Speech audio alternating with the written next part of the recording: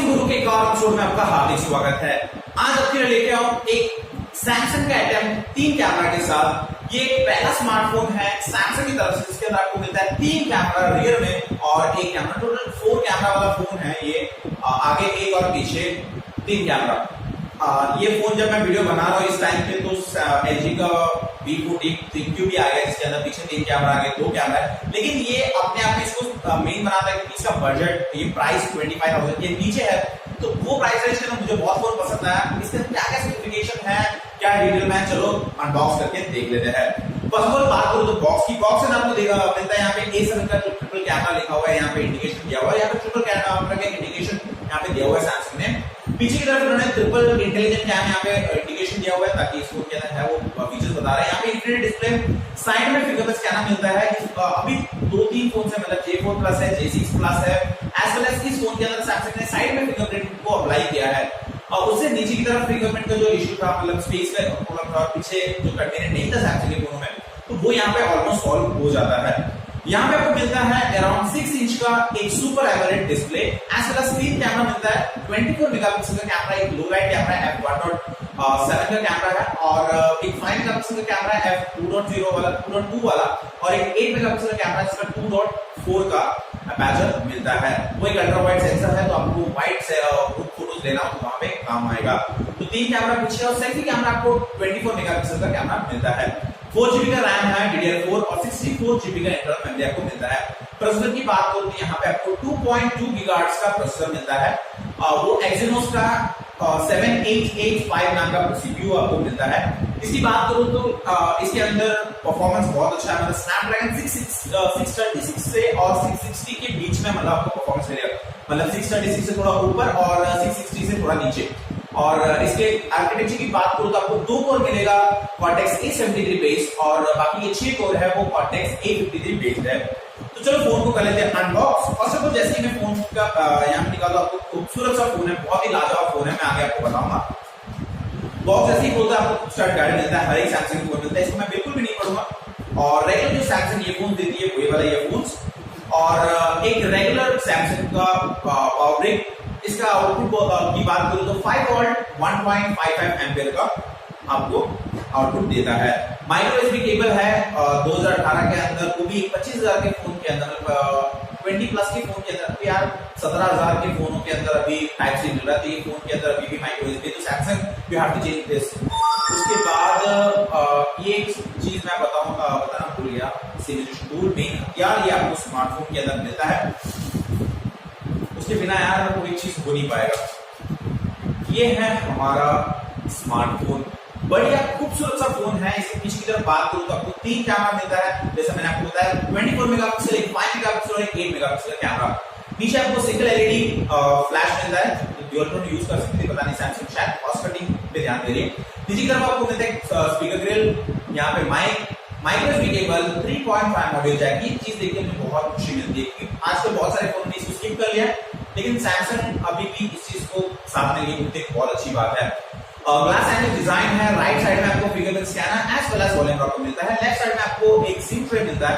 ऊपर की तरफ बात करूं तो यहाँ पे मिलता है आपको माइक और फ्रंट साइड में आपको मिलता है एलईडी फ्लैश, कैमरा और आपको 18:9 का डिस्प्ले। एक फॉर्म फैक्टर फोन का बहुत अच्छा है, होल्ड में बहुत मजा आता है, फोन हाथ में फील में प्रीमियमनेस फुल्ली लोडेड है। जैसे मैं फोन को सेटअप किया दोस्तों, जिसका फिंगरप्रिंट स्कैनर जो साइड में प्लेस किया वो देख सकते हो बहुत अच्छा काम करता है।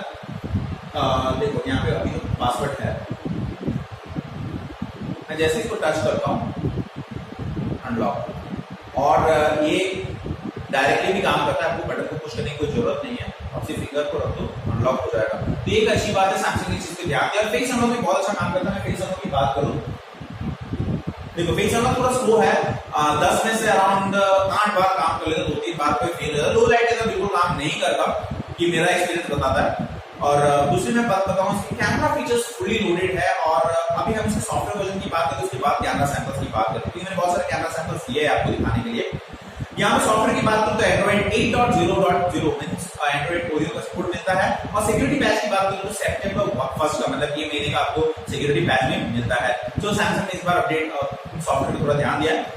आशा करता हूँ सैमसंग आगे इसके अंदर अपडेट्स रेगुलर लेके आए।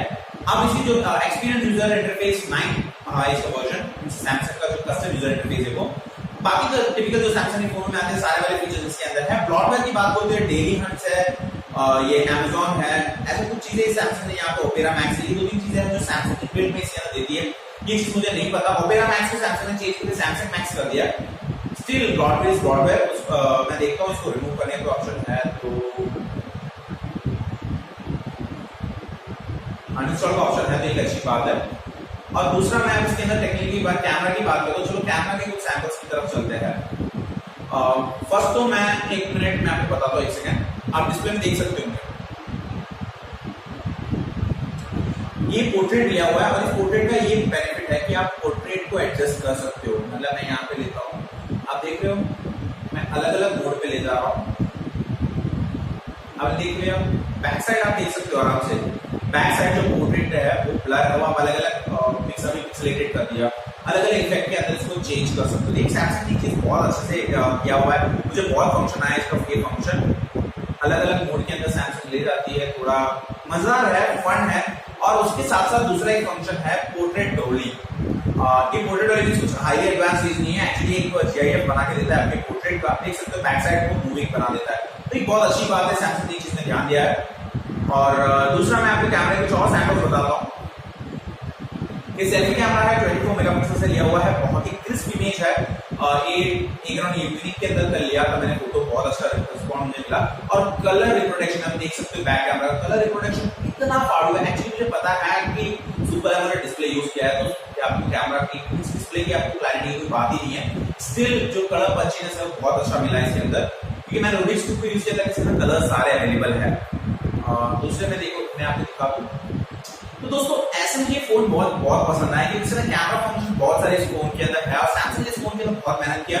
लेकिन इसका प्राइस जो है अभी स्नैपड्रैगन 636 और 660 है, वो अराउंड आपको 17-18 हजार के आसपास मिल जाता है।